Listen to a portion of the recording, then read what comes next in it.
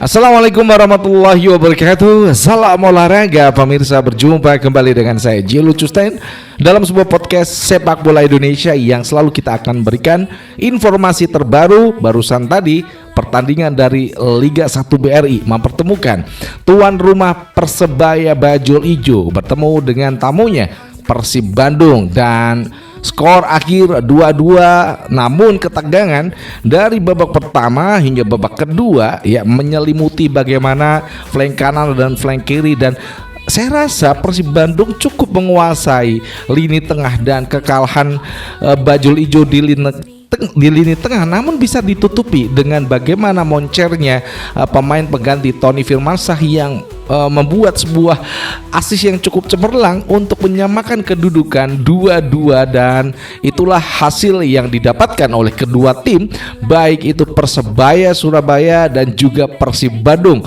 1 poin dari pertandingan yang cukup panas dan seru. Sebelum kita lanjutkan, berikan like dan subscribe pada channel ini untuk Jilu Custen, untuk kita membantu kita menuju 100.000 subscribers ya. Buat yang baru nonton, bagikan channel ini kepada rekan-rekan Anda, dan jangan lupa untuk juga berikan kritikan dan saran buat saya Jilu Custen di link kolom komentar, dan juga kritikan buat PSSI dan ketuanya Erick Thohir. Langsung aja kita bahas bagaimana pertandingan Persib Bandung yang dijamu Persebaya di Stadion Bung Tomo Surabaya ini cukup mendatangkan, ya pasti penontonnya itu semuanya nonton, baik itu yang ada di seluruh Indonesia, baik itu bobotoh, kemudian Bajul Ijo, bonek dan juga bonita yang memadati ya, ini bukan hampir, seluruhnya penuh dengan bonek yang ada di Stadion Bung Tomo. Dan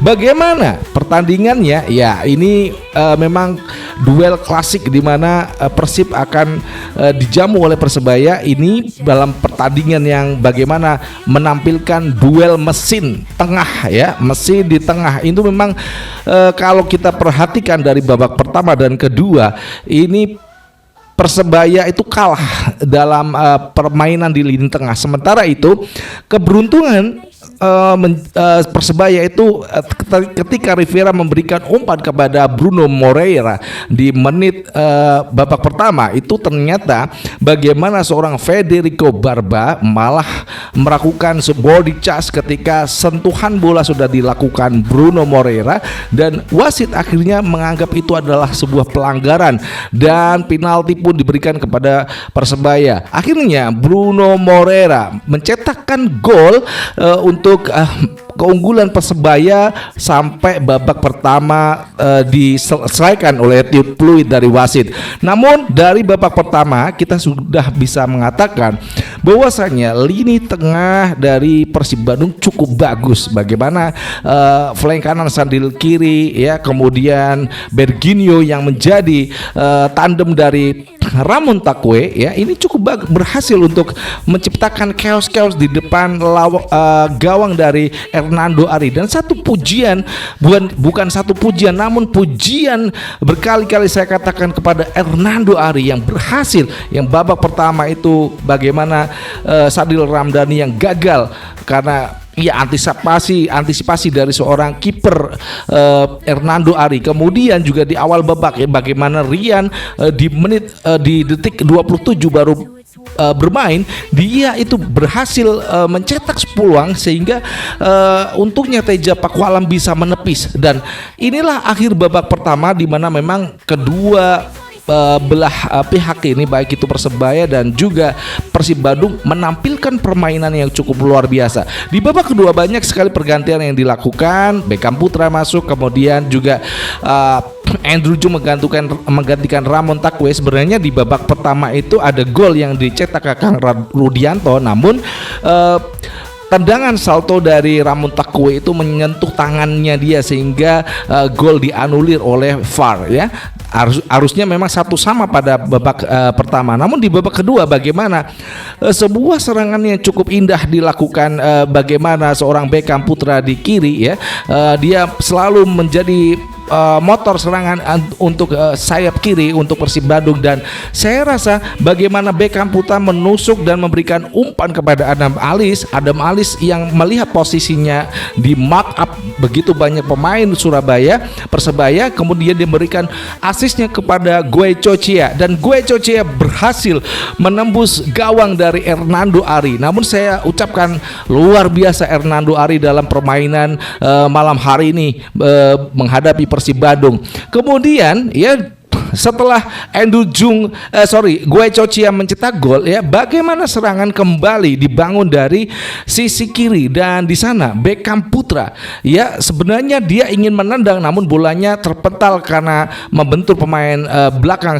Persebaya, dan akhirnya Berginio kembali mencetak asis untuk Persib Bandung, dan akhirnya Andrew Jung yang dimasukkan pada babak kedua berhasil mencetak gol ya untuk keunggulan sementara Persib Bandung atas Persebaya Surabaya. Dan ini bukan gol terakhir yang ada pada pertandingan pada malam hari ini, karena begini, Tony Firmansyah dimasukkan oleh Bernardo Tavares, dan ini peluangnya saya kira ini adalah pemain defender midfielder Tony Firmansyah, namun dia masuk ke sisi kanan ya, mencoba dan mengelabui seorang Eliano Renders, dan ketika sudah dia masuk ke dalam kotak penalti, dia memberikan umpan asis yang cukup bagus buat seorang Rivera yang akhirnya mencetak gol untuk menyamakan kedudukan 2-2 saat Persebaya menjamu Persib Bandung. Dan itulah gol terakhir yang dicetak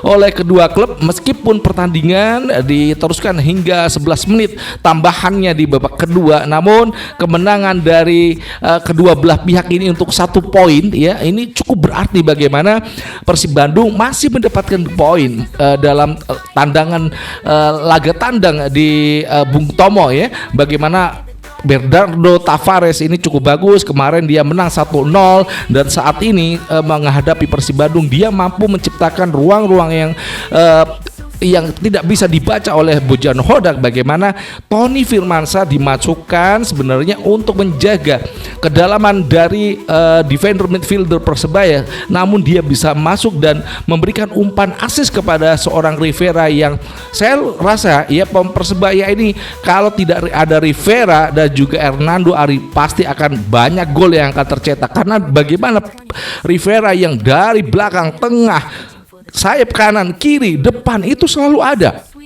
Ini pemain dari Persebaya yang luar biasa, dan juga Hernando Ari. Itulah hasil pertandingan di mana akhirnya Persebaya mendapatkan 1 poin dan juga Persib Bandung 1 poin menghadapi laga yang cukup ketat, cukup keras dan menegangkan. Itu yang bisa saya sampaikan dalam laga pada malam hari ini. Tentu saja berikan like dan subscribe pada channel ini untuk mendukung kita menuju 100.000 subscribers. Demikian yang bisa kita sampaikan, dan saya J. Lucusten dari Jakarta mengucapkan wassalamualaikum warahmatullahi wabarakatuh. Salam olahraga, maju terus sepak bola Indonesia.